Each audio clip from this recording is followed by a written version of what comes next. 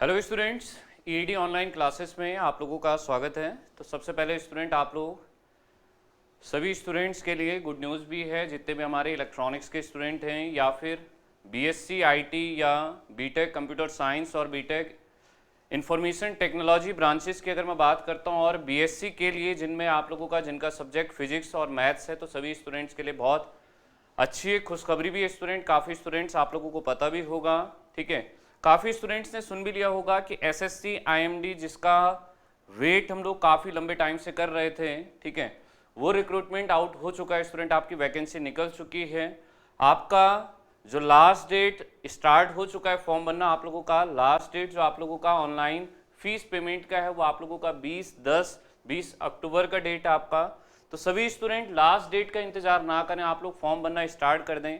सबसे अच्छी बात है कि इलेक्ट्रॉनिक्स ब्रांच के लिए ये एक बल्क में वैकेंसी है, जिसमें अगर हम लोग नंबर ऑफ वैकेंसीज की बात भी करते हैं तो 900 के लगभग वैकेंसीज, यहाँ पर 990 अबाउट 990 लिखा भी आप लोगों का 990 वैकेंसीज लिखी भी हैं, ठीक है। तो अप्रॉक्सीमेट आप लोग कह सकते हैं कि 1000 वैकेंसीज आप लोगों के लिए हैं। और सबसे अच्छी बात स्टूडेंट आपकी कि फॉर्म का फीस भी कुछ बहुत ज़्यादा नहीं है, 100 रुपीज़ फीस है। उसमें भी आप लोगों का गर्ल्स के लिए या जितने भी अपने स्टूडेंट रिजर्वेशन कैटेगरी में आते हैं, आप सभी के लिए फ्री ऑफ कॉस्ट फॉर्म है, ठीक है। तो यहाँ लिखा भी स्टूडेंट आपका नंबर ऑफ वैकेंसीज टेंटेटिव हैं, 990 वैकेंसीज हैं स्टूडेंट, 990 वैकेंसीज। और आप यहाँ देख भी सकते हैं कि क्वालिफिकेशन की अगर मैं बात करता हूँ, यहाँ अगर हम लोग देखते हुए हैं, ठीक है, तो ये सबसे पहले आप लोगों का रिक्रूटमेंट आ चुका है, रिक्रूटमेंट आपका निकल चुका है, ठीक है। दिसंबर में लगभग डेट आपकी बताई है। सिटीजनशिप आप लोगों को बताया है कि क्या है स्टूडेंट आपका कि कैंडिडेट इंडियन या आप लोगों का यहाँ अगर हम बात करते हैं नेपाल और भूटान, इन किसी भी टेरिटरी से आप लोगों का हो सकते हैं, ठीक है। यहाँ एज लिमिट की बात की है स्टूडेंट, तो 30 साल से ज़्यादा उम्र आपकी नहीं होनी चाहिए, जिसमें स्पेसिफाई भी किया है कि 1992 से पहले के बॉर्न नहीं होने चाहिए और 2004 के बाद के बॉर्न नहीं होने चाहिए। उसमें भी रिजर्वेशन कैटेगरी में आप लोगों के लिए कुछ आपका एज रिलैक्सेशन जो रहता है, एससी एसटी के लिए 5 ईयर्स का, ओबीसी के लिए 3 ईयर्स का, पीडब्ल्यूबीडी के लिए आपका 10 ईयर्स का, इसी तरह से आपके एक्स सर्विसमैन के लिए 3 ईयर्स का। तो ये सारे आप लोगों के क्या है स्टूडेंट आपका, ये इस तरह से एज रिलैक्सेशन भी आप लोगों के लिए प्रोवाइड किया गया है, ठीक है। सबसे इंपॉर्टेंट बात अगर मैं आता हूँ स्टूडेंट, तो वो आप लोगों की जिसमें काफ़ी स्टूडेंट कन्फ्यूज भी हो रहे हैं, बाकी की चीज़ें तो आप लोग पढ़ चुके हैं, बाकी की चीज़ें आप लोग देख चुके हैं, वो है स्टूडेंट आपका एजुकेशनल क्वालिफिकेशन का। तो क्वालिफिकेशन में आप देख सकते हैं कि बैचलर डिग्री साइंस में, इट मींस बीएससी अप्लाई किया है किसमें, फिजिक्स, या फिर अगर हम बात भी करें with physics one of the subject, कि फिजिक्स कंपलसरी सब्जेक्ट है आप लोगों का बीएससी में। इट मींस कि बीएससी में जो आप लोगों का दो हम लोग स्ट्रीम लेकर चलते हैं, एक आपकी साइंस स्ट्रीम को जिसमें आपका मैथ्स फिजिक्स और केमिस्ट्री चलता है, और दूसरा आप लोगों का केमिस्ट्री बायो, और आप लोगों का एक और क्या सेक्शन रहता है जो आपका, अगर हम जनरली बात भी करें बॉटनी, या अगर हम इसको लेकर चलें, ठीक है, तो क्या कहा स्टूडेंट आप लोगों का, यहाँ से अगर हम देखते हैं तो बीएससी में सिर्फ आपके जहाँ फिजिक्स सब्जेक्ट होगा जिन स्टूडेंट्स का, वही स्टूडेंट अप्लाई कर सकते हैं। कंप्यूटर साइंस बीएससी आईटी जो होता है वो भी एप्लीकेबल है। बैचलर डिग्री कंप्यूटर साइंस और इंफॉर्मेशन टेक्नोलॉजी या computer application, it means computer applications, या फिर आपका बीटेक आईटी में या बीटेक सीएस में, ये ब्रांचेस भी एप्लीकेबल है। और साथ के साथ क्या कहा है स्टूडेंट आपका कि डिप्लोमा होना चाहिए आपकी इलेक्ट्रॉनिक्स एंड टेलीकम्युनिकेशन, और सबसे अच्छी बात आपकी इक्विवेलेंट ब्रांचेस को भी एप्लीकेबल किया है, ठीक है। क्वालिफाइंग डिग्री के लिए इन्होंने साफ साफ कहा है कि आपके कम से कम 60% मार्क्स आपके होने चाहिए। कुछ बातें स्पेसिफाई की हैं स्टूडेंट कि जो आप लोगों का डिप्लोमा होना चाहिए वो 3 इयर्स का होना चाहिए और 10+2 के बाद होना चाहिए, ठीक है। 12वीं के बाद आप लोगों का डिप्लोमा 3 साल का जिनका होगा वही स्टूडेंट एप्लीकेबल हैं। कई स्टूडेंट पूछ रहे हैं कि सर स्टूडेंट जो आपके अभी, ठीक है, पास आउट कर रहे हैं, क्या वो एप्लीकेबल है? अगर उनका मार्कशीट और डिग्री 18-10 तक 18 अक्टूबर तक आ जाता है तो आप लोग फॉर्म भर सकते हैं, और अगर तब तक आप लोगों के पास डेटा या मार्कशीट नहीं आती है तो फिर आप लोग एप्लीकेबल नहीं है। तो ये तो बात थी स्टूडेंट आप लोगों के एजुकेशनल क्वालिफिकेशन की, ठीक है। अप्लाई कैसे करना है वो सारी चीजें आप लोगों को नीचे दी हुई है। एसएससी आईएमडी की डायरेक्टली साइट पर आप जा सकते हैं। फीस के लिए जैसे मैंने आपको कहा था कि 100 रुपये 100 रुपीज़ फीस है, उसमें भी आपका वुमेन कैंडिडेट्स या फिर आपके जितने भी रिजर्वेशन कैटेगरी में स्टूडेंट्स आते हैं आप लोगों के लिए फीस एक्सेम्पशन है, फीस आप लोगों को पे नहीं करना है, ठीक है। अब मैं बात करता हूँ स्टूडेंट दूसरे इंपॉर्टेंट पॉइंट की, वो है आपका सेंटर्स की। सेंटर भी आप लोगों का जैसे एसएससी आपका अलग अलग रीजन के हिसाब से सेंटर देता है, वो सेंटर आप लोगों के लिए प्रोवाइड किया है।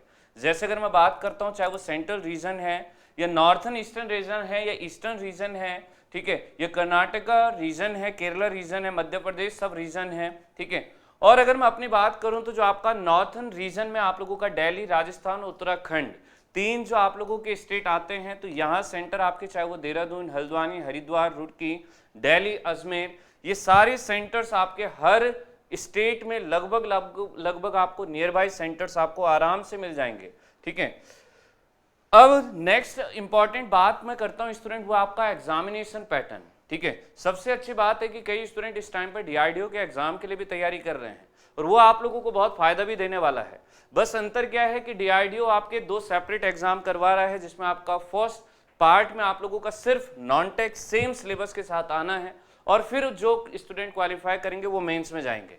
जबकि यहाँ पर आपके दोनों पेपर एक ही दिन पर 200 मार्क्स का क्वेश्चन पेपर होगा, जो कि 120 मिनट में आप लोगों को करना है, ठीक है, जिसमें 100 मार्क्स आपका टोटल नॉन टेक्निकल है और 100 मार्क्स आप लोगों का स्पेसिफिकेशन में है। वो हो सकता है आपका फिजिक्स हो, computer science and information technology हो या electronics and telecommunication engineering हो, ठीक है। तो इट मीन्स आपको नॉन टेक का उतना ही वेटेज है जितना आपके टेक्निकल का वेटेज है। तो यहाँ पर आप ये गलती ना करें कि टेक्निकल 100 नंबर लाने के लिए आप लोगों ने 200 नंबर की तैयारी कर ली और नॉन टेक में आपने 100 नंबर लाने के लिए 10 नंबर की भी तैयारी नहीं की है। पूरा वेटेज सेम है, तो दोनों पार्ट्स को बहुत अच्छे से तैयार करके चलना है। सबसे अच्छी बात इस टाइम की यह है कि जो तैयारी आपकी चल रही है, डीआरडीओ में भी सेम पैटर्न है और आप लोगों का एसएससी आईएमडी ने भी सेम पैटर्न को फॉलो किया है।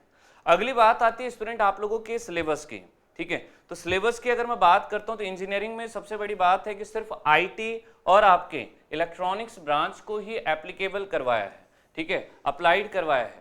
तो अब ये देखिएगा, यहाँ अगर मैं देखता हूं तो सबसे पहले पार्ट फर्स्ट की अगर मैं बात करता हूं तो intelligence and reasoning, general intelligence and reasoning, ये टॉपिक्स आपको दिए हुए हैं। पूरा पीडीएफ आप लोग डाउनलोड करके इन टॉपिक्स को देख सकते हैं, ठीक है। तो ऐसा कोई भी टॉपिक नहीं है जो नॉर्मल सिलेबस से बाहर है। जो आपका रीजनिंग का वाइड सिलेबस होता है, पूरा का पूरा सिलेबस है। ऐसे में जीए जनरल अवेयरनेस की बात करता हूं तो पूरे सिलेबस में जो आपका नॉर्मल स्टैंडर्ड सिलेबस एसएससी का रहता है वही सिलेबस फॉलो किया है, ठीक है, पूरा का पूरा। फिर इसी तरह से क्वांटिटेटिव एप्टीट्यूड की बात करते हो तो आप लंबा चौड़ा सिलेबस को देख सकते हैं, ठीक है। टॉपिक, हर एक टॉपिक से क्वेश्चन आपको रखेगा, हर एक टॉपिक को कवर किया है, ठीक है। ऐसे इंग्लिश लैंग्वेज की बात करते हैं हम लोग तो ग्रामर, वोकैबुलरी, पूरा पोर्शन आप लोगों का रखा है। फिर बात आती है स्पेशलाइजेशन में।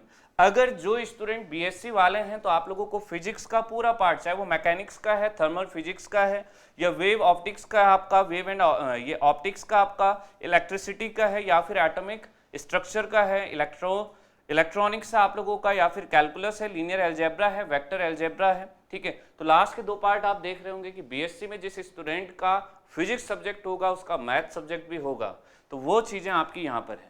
फिर ऐसे ही कंप्यूटर साइंस, मैं आता हूँ अपने मेजर सब्जेक्ट पर, अपने सब्जेक्ट पर इलेक्ट्रॉनिक्स इंजीनियरिंग में या इलेक्ट्रॉनिक्स एंड टेली कम्युनिकेशन में। तो इलेक्ट्रॉनिक्स टेली कम्युनिकेशन में, इलेक्ट्रॉनिक्स में सेमीकंडक्टर, इंसुलेटर, पूरा का पूरा वो पार्ट है स्टूडेंट आपका जो आप लोगों को बेसिक इलेक्ट्रॉनिक्स और ईडीसी के सेक्शन में कराया हुआ है, ठीक है। जीनर डायोड और उसके एप्लीकेशन, रेक्टिफायर, ये आपके एनालॉग इलेक्ट्रॉनिक्स में कराए हुए हैं, ठीक है। ऐसे अगर मैं बाइपोलर जंक्शन ट्रांजिस्टर या मॉसफेट की बात करता हूं तो ये सारी की सारी चीजें आप लोगों को बेसिक इलेक्ट्रॉनिक्स, ईडीसी और एनालॉग, ठीक है, जो आपके लक्ष्य बैच इलेक्ट्रॉनिक्स में क्लासेस चल भी रही हैं, वहां ये सारी चीजें, ऑसिलेटर, मल्टी वाइब्रेटर, ये सारी की सारी चीजें कंप्लीट हो चुकी हैं। नेटवर्क थ्योरम आप लोगों का बेसिक इलेक्ट्रिकल में और नेटवर्क थ्योरी में ये भी बात आप लोगों को पढ़ाई है। बहुत ज्यादा सिलेबस नहीं है, सबसे अच्छी बात है। नंबर ऑफ वैकेंसीज भी ज्यादा है और सिलेबस कम है, मतलब मेहनत थोड़ी सी करनी है और सिलेक्शन 100% है, बस वो थोड़ी सी मेहनत करनी जरूरी है। फिर उसके बाद डिजिटल इलेक्ट्रॉनिक्स है, तो ये भी सारी चीजें आपको पढ़ाई हुई है। कॉम्बिनेशनल सर्किट, ये आप देख सकते हैं, converter, digital logic circuit, system and code, सब कुछ आप लोगों को ऑलरेडी पढ़ाया हुआ है स्टूडेंट, ठीक है। टेली कम्युनिकेशन, सबसे अच्छी बात है कि जो वाइड सिलेबस इसमें है, जो सबसे ज्यादा पार्ट्स जहां से क्वेश्चन पूछता है वो आपका टेलीकम्युनिकेशन वाला ही है। टेलीकम्युनिकेशन को देखकर ये बिल्कुल ना सोचें कुछ अलग पढ़ना है, सब कुछ आपको पढ़ाया हुआ है। पुराने जितने स्टूडेंट पुराने कोर्सेज में थे होंगे, आधा पार्ट स्टार्टिंग का अगर हम देखते हैं तो एंटीना, एक एक टॉपिक आपको बताया था, चाहे वो ब्रॉड साइड था, एंड फायर था, या यागी उडा था। यागी उडा वही जिसे हम बचपन में हिला हिलाकर दूरदर्शन का चैनल देखते थे। Directivity, directive gain, ground wave propagation, sky wave propagation, हर एक चीज, पैराबोलिक एंटीना, ये सब कुछ आपको बताया जा चुका है। बाकी लक्ष्य बैच इलेक्ट्रॉनिक्स में ये चीजें आगे होनी है। एडवांस कम्युनिकेशन आपका रिसेंटली चल भी रहा है। बाकी एम्पलीट्यूड मॉड्यूलेशन या जनरेशन ऑफ एएम या एसएसबी, डीएसबी, एफएम, पीएम, ये सारी बातें आप लोगों को पढ़ाई जा चुकी हैं। ठीक है, तो ध्यान से सिलेबस को ये जरूर देखें कि कम्युनिकेशन के पार्ट पर ज्यादा फोकस है। ठीक है, अब ऐसे भी कई सब्जेक्ट हैं जो सिलेबस में नहीं लिखे हैं, जैसे कंट्रोल सिस्टम नहीं पढ़ने की जरूरत है इस एग्जाम के लिए, सिग्नल एंड सिस्टम नहीं पढ़ने की जरूरत है आपको। ऐसे बहुत सारे सब्जेक्ट हैं जो इन्होंने मेंशन नहीं किए हैं, तो आपको सिर्फ जो सिलेबस डिफाइन है स्टूडेंट, वही सिलेबस आपको प्रॉपर तैयार करके अपना चलना है। ऑफिशियल सिलेबस ऑफिशियल वेबसाइट में, ऑफिशियल जो आपका पीडीएफ जो आपके एसएससी आईएमडी के थ्रू आया है, उसी सिलेबस में ये दिया हुआ है। एसएससी की एक बहुत अच्छी बात है कि एग्जाम में वैकेंसीज बल्क में रखता है और एग्जामिनेशन पेपर के लेवल को बहुत अच्छा रखते हुए सिलेबस को कम रखता है। तो इस कम सिलेबस को ये नहीं आंकना है कि सिलेबस कम है सर, सिलेबस कम है पर क्वेश्चन जो बनता है वो कॉन्सेप्चुअल बनता है। तो जितने भी मेरे प्यारे इलेक्ट्रॉनिक्स के स्टूडेंट हैं, आप लोगों के लिए ऐसा अपॉर्चुनिटी दोबारा कभी आएगा या नहीं आएगा, ये भी कहना एक अपने आप में मिथ्या, ये भी कहना अपने आप में एक संदेह वाली बात है। तो पूरी जी जान से आप लोग लग जाएं कि डीआरडीओ और एसएससी आईएमडी जैसे बड़े बड़े डिपार्टमेंट और बड़ी बड़ी बल्क में वैकेंसीज बार बार नहीं आती हैं।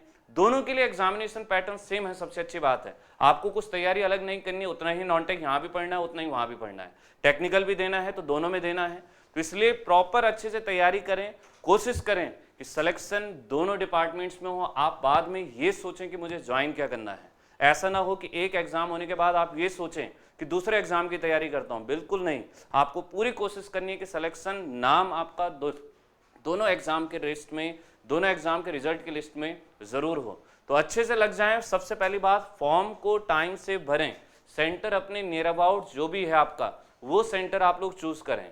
ठीक है, और अच्छे से आज से अभी से तैयारी करना स्टार्ट कर दें। तो इसी इंफॉर्मेशन के साथ ऑल द बेस्ट स्टूडेंट आपको, और आज के लिए थैंक यू। और इस वीडियो को ज़्यादा से ज़्यादा शेयर ज़रूर करें आप लोग। क्लासेस आपकी प्रॉपर यूट्यूब पर हो या एप्लीकेशन पर हो, रेगुलर चल रही हैं, तो आप लोग क्लासेस को भी ज़रूर देखें भी और बाकी के स्टूडेंट्स को शेयर भी ज़रूर करें। तो आज के लिए थैंक यू स्टूडेंट।